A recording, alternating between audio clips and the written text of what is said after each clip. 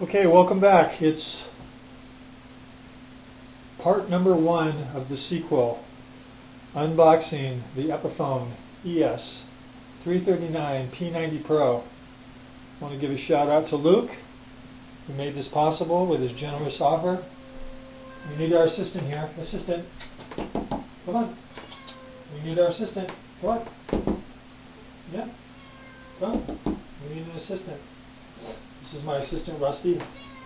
Everyone needs an assistant. She's going to join into the process. She's never met a box she didn't like.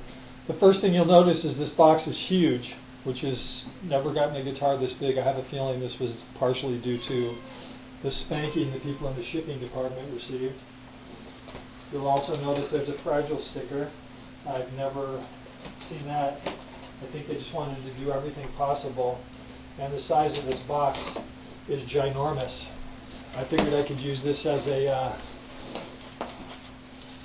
a coffin, so it has double purpose.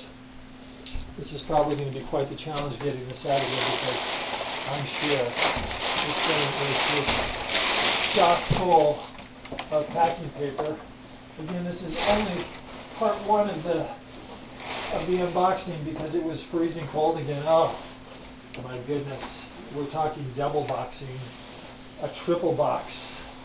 Okay, so we're going to, that box just gets right out of the way. I get our handy razor knife here. I did receive special treatment, there's no doubt, and it's much appreciated to all the people who gathered around and, from what I understand, hand-picked this baby for me, and I anticipate no problems, but we're not going to find out for sure till tomorrow, because again, it was very cold today, and we're going to, yes, let's let our viewers see. This is how a guitar should be packed. Let's do a little roaming here. Let's just go over and look.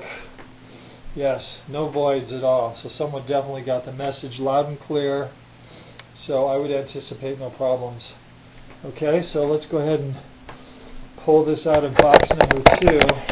But like I said, we're going to wait till tomorrow before we actually free it from box number 3. It's going to have its acclimation party, but I assume there will be no problem. So with that, there it is. And boy, wouldn't I love to open it up, but I just don't want to take a chance. So we'll see you back tomorrow. By the way, it is November the 9th, 2017. It's about 10 minutes to 7 Mountain Time. This guitar arrived at about 1:45, so it's already been acclimating for a bit, but we're going to let it go the full acclimation, and we'll be back tomorrow for part 2 of the sequel of the unboxing of the Epiphone ES 339 P90 Pro. Thank you very much for joining us. Grab your popcorn. Well, it is often said in Hollywood that the sequel is never good as the original. But I have a feeling that on today's movie, the sequel is going to be much better than the original, at least when it comes to disappointment. So it is November the 10th, 2017. It's a Friday. It's 5 minutes to 3 in the afternoon. It's 26 hours since this guitar was delivered.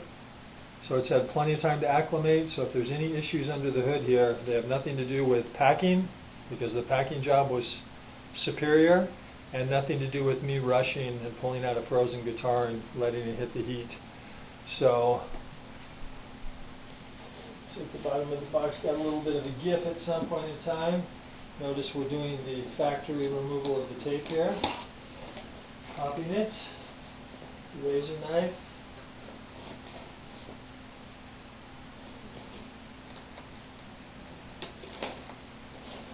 The moment we've all been waiting for. The anticipation builds. So it was done even better than before. It's been taped at the front end as well, which it wasn't last time, so someone added that extra touch. And here we go. And it also has the sticker, attention, valuable, important accessories in box, do not discard. I'm guessing that's for when it goes to the store. They want people to get it, so it's pretty exciting, friends, I have to tell you. But what's most exciting, I don't feel any. Obviously, I'm going to take a closer look at this guitar, do a forensic inspection on it, but at the moment I just want to pull it out of its hermetically sealed case and just take that first look at the things that are most likely to be issues, as were the last one, especially the neck up by the guitar nut. And again, I suspect that we will have no problems. There it is, a beautiful guitar. I run my fingers up here. I see absolutely no signs of anything resembling our past guitar. I'll flip it over and look at the other side. Feels absolutely smooth, no issues whatsoever. Like I said, I'm going to look at the guitar in more detail, but I just don't see anything that resembles any kind of issue at all. So we're going to consider this a success. It is a beautiful guitar. The choice of color is stunning. I'm going to go ahead and tune it up and give it a play. So you have that Epiphone inspection. It was inspected by, oh my goodness, there's no inspected by number on this guitar. That's pretty concerning. That's usually a hallmark of an Epiphone guitar. Wonder who my inspector was. I hope that doesn't bode for any problems. I want you to take a look there. Normally there's an inspected by sticker there that's not there. So I don't know what that means. But we'll check it out. So stay tuned. There's just going to be one final segment of this video, which is I'm going to go ahead and play the guitar, see how it plays, and again look over it with a fine-tooth comb. But none of that has any reflection on the fine people that sent it to me. They certainly did their job.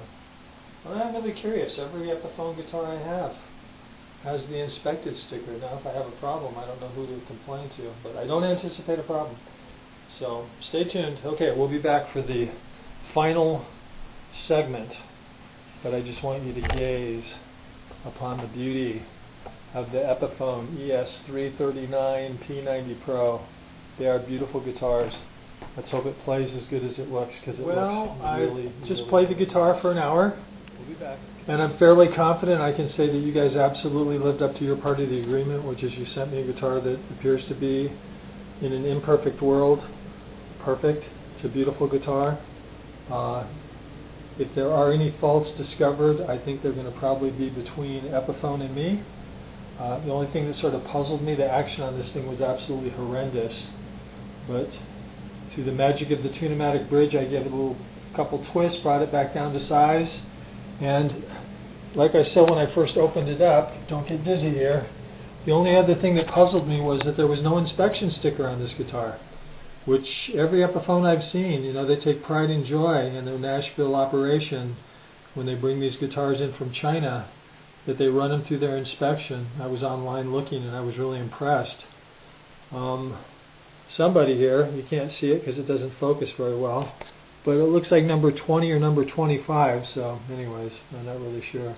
But clearly those horrendous freak show cracks that were on the other one are not apparent on this guitar, and hopefully never become apparent. I've looked at it pretty closely. So I'll be back in just a few minutes with our conclusion, but as you can see,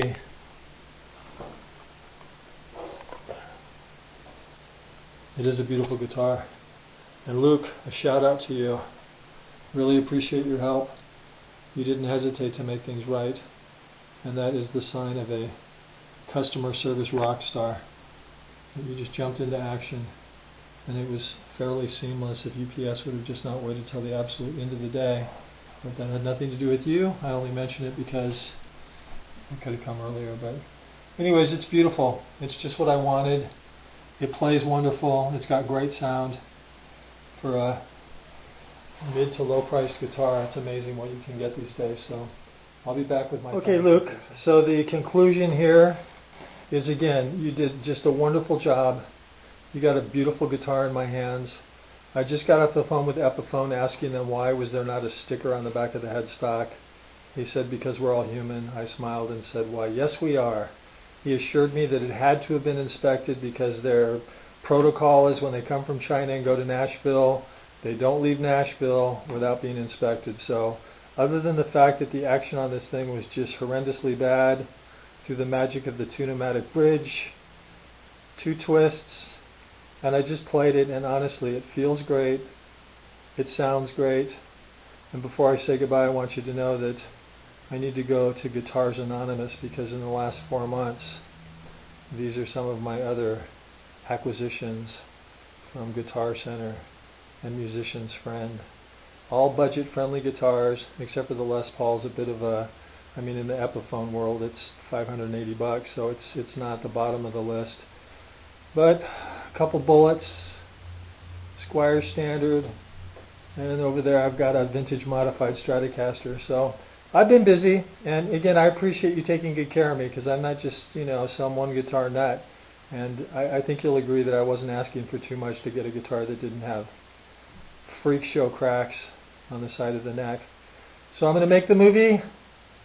Get your popcorn. This movie has a happy ending. I can't guarantee I'm not going to find some freak flaw in this guitar, but I'd be really shocked, because I went over it with a fine-tooth comb. And I'm not. Honestly, playability is what counts for me. If I thought that other guitar, those were only finish cracks, I might have kept it, but I was just suspicious that I was going to get the famous flying headstock. Anyways, Luke, thank you. Thank you, thank you from Montana. Thank you.